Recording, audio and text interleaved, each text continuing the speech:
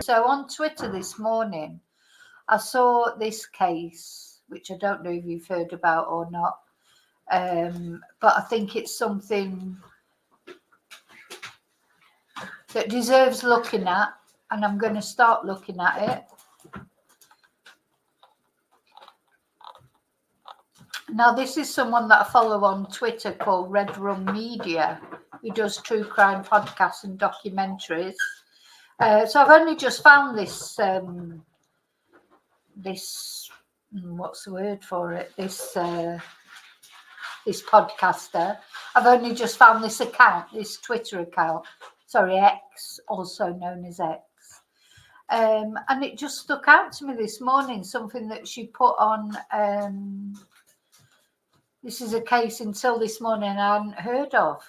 So this is Mica Miller. And this is Mica. And Mica died. Apparently, took her own life. But did she though? Did she though?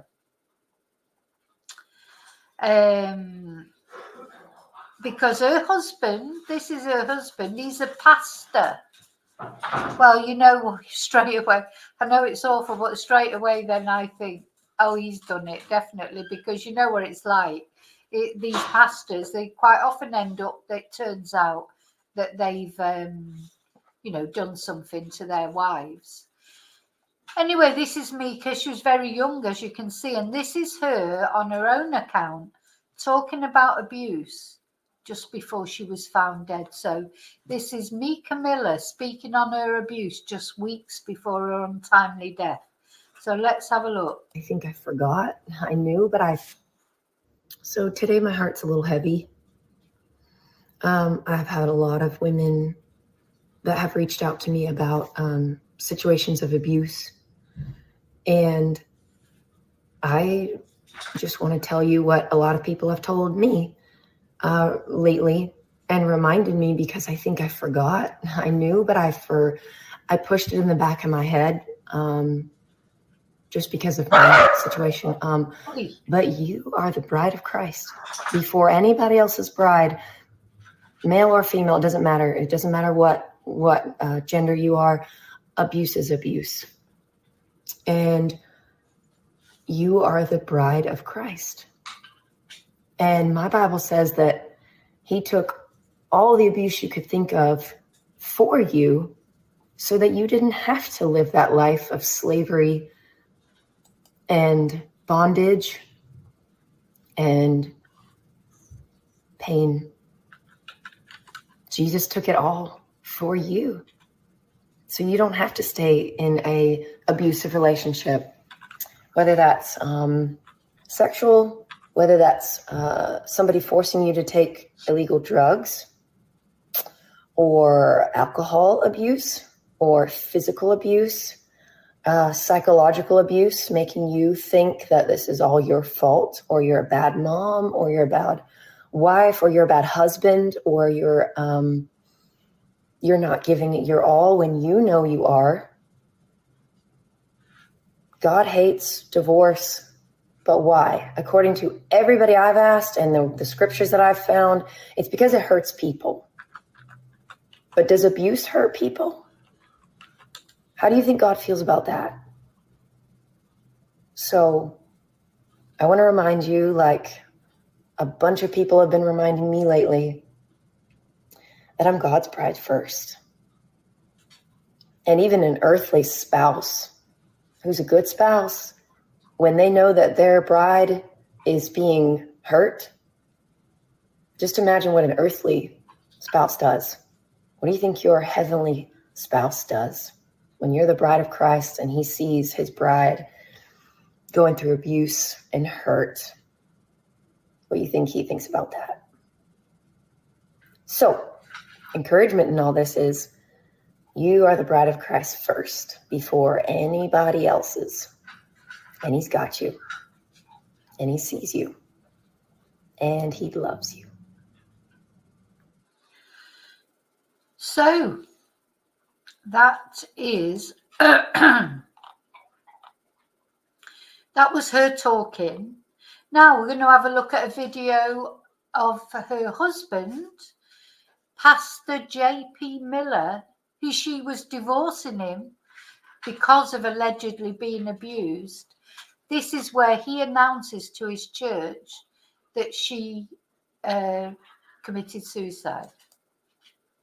I'm going to have you stand up and I'm going to make an announcement. And after the announcement, I'm going to ask that you leave church quietly and don't talk about the announcement here in the building, please, if you can. So y'all can stand to your feet.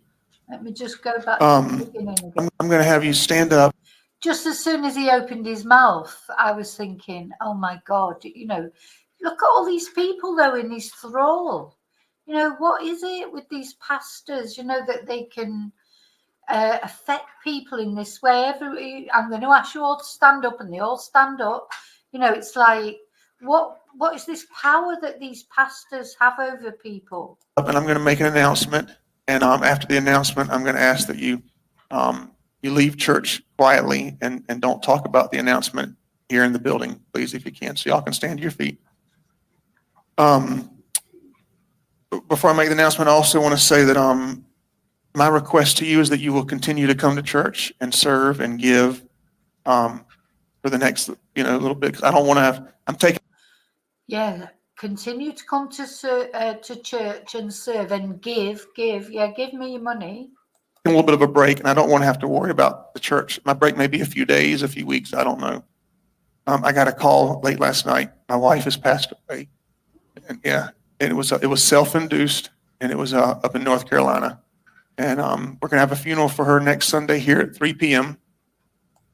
Up in North Carolina, that's where Sebastian's supposedly been seen. Crikey. It's the same area, isn't it? And so it's all I can, I'm just kind of going on adrenaline right now. So y'all pray for me and my kids and everybody. And y'all knew that she wasn't well mentally.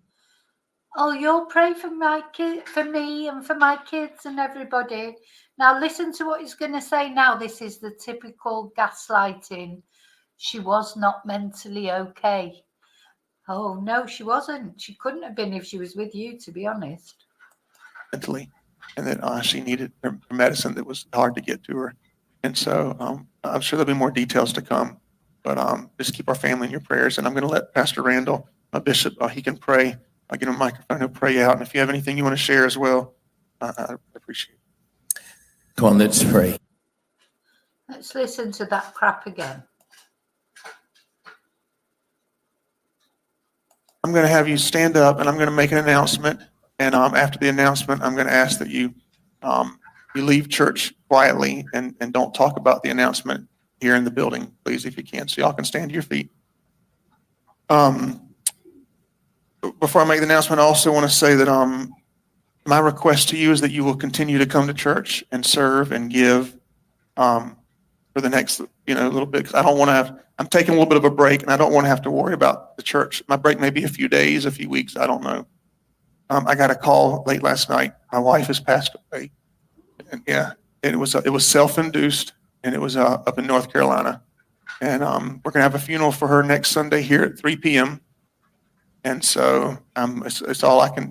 I'm just kind of going on adrenaline right now. So y'all pray for me and my kids and everybody. And she wasn't. Y'all knew that she wasn't well mentally, and that she needed her medicine that was hard to get to her. And so I'm sure there'll be more details to come, but just keep our family in your prayers. And I'm going to let Pastor Randall, my bishop, he can pray. I'll get him a microphone, he'll pray out. And if you have anything you want to share as well, I appreciate it. Come on, let's pray. Let's pray. Hi, Heather. So let's hear let's read this tweet out. Excuse me. So on April the 27th, 2024, beautiful 30-year-old Mica Miller of Myrtle Beach, South Carolina, passed away. The next morning, her pastor husband, J.P. Miller, who she said she was divorcing due to allegedly being abused, announces to his church she committed suicide. At the end of a very odd sermon, in which he was seen seemingly in good spirits.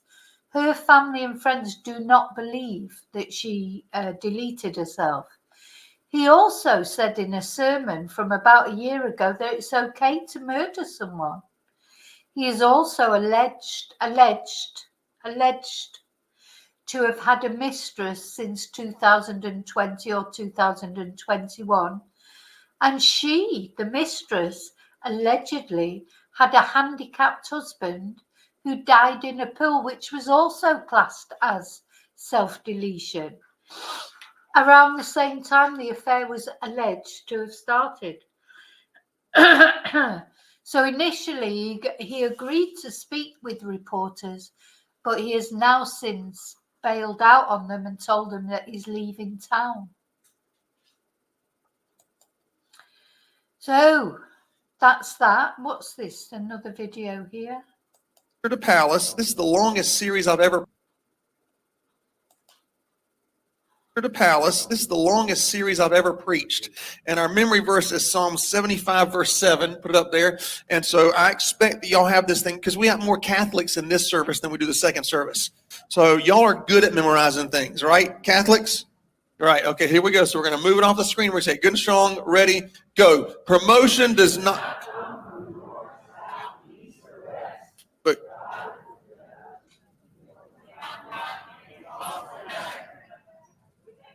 all I hear is women the whole time.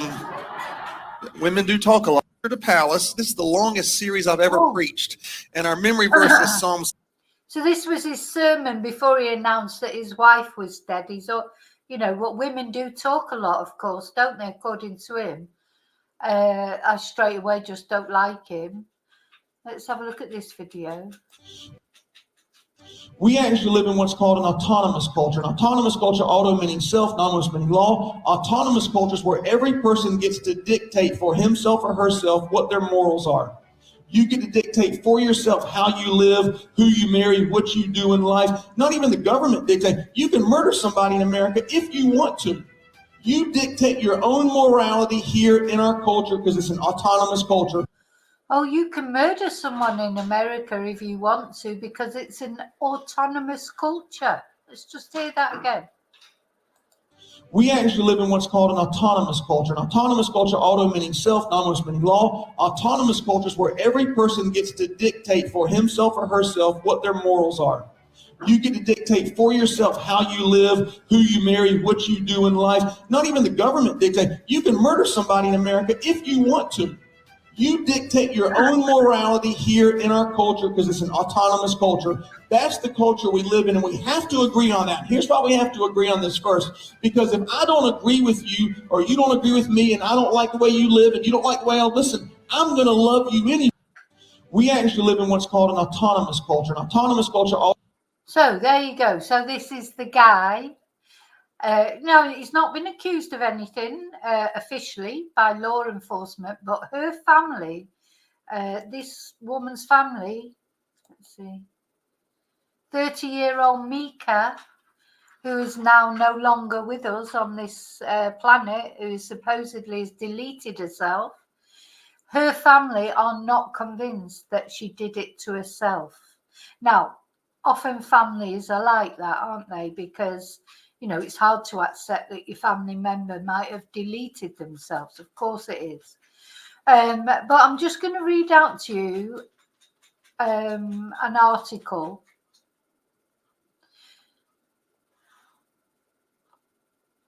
So her family have pleaded with the police to investigate the sudden death. She was found to have suffered a fatal gunshot to the head at Lumber River State Park in Lumberton, North Carolina. Her husband, John Paul Miller, is the pastor at Solid Rock Church in Myrtle Beach. He broke the news of her death during a recent service. That's the video that we've just watched. After asking his congregation not to discuss it inside the church. So, what do we think? We don't know enough yet, probably, to know what the truth is. But I do believe, I think an investigation, I'm just going to try and find out if there's actually been an investigation. As far as I know so far, the family have asked for an investigation, but I'm not sure if there is actually one going on.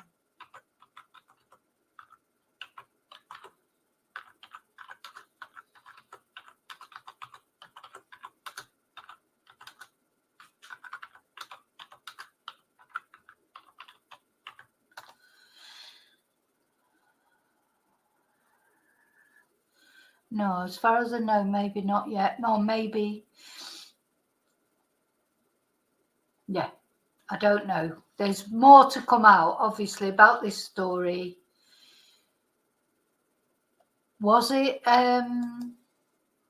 suicide or was I mean, a gunshot to the head? I mean, you know, anyway, whether the police are going to investigate it or not, I'm not sure. But I'll be keeping an eye on it. And it just caught my attention this morning. And especially because of what he was saying, oh, well, you know, she wasn't very well mentally. That's what men say, isn't it? Because she wanted to divorce him because of his abuse, and he's supposed to be a pastor, but she wanted to divorce him because of his abuse, then she must be mentally ill. Of course she must. Because why else would she want to divorce him? You know, it's crazy, isn't it? So anyway, we'll find out more about it. I'm going to look into it. So I just wanted to tell you about it. Another case to keep an eye on, alongside all the other cases that we're waiting for news on, like Samantha Murphy or Anna Knezovich, Sebastian, of course. Exactly, Gillian. Classic thing that an abuser would say. Oh, so Gillian, you were born into the Jehovah's Witness cult. Yeah, I completely agree. I don't like religion. I mean, any of you saw the video that I put out this morning about the family annihilator? They were Mormons, you know, and oh, here's Riley. Hello, Riley. He's come to give you the benefit of his good looks, haven't you? Look, you're going to look at the camera. Look at the camera. Look at the camera. Riley, you like to get yourself on the camera, don't you?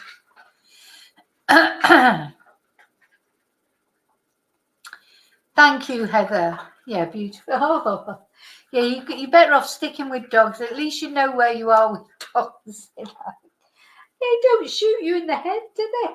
No. And they always love you, don't they? They always love you.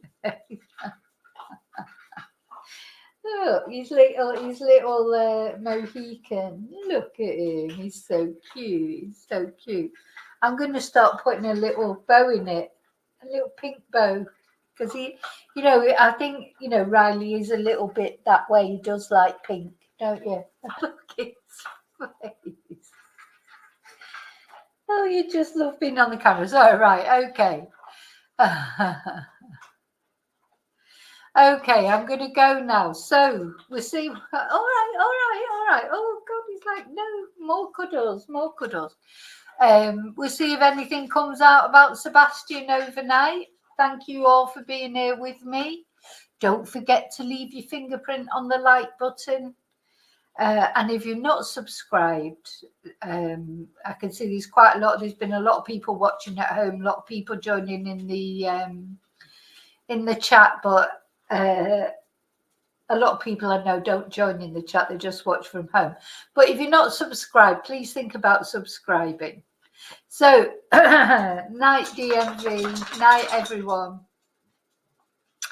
Yeah, watch from the start, Rio.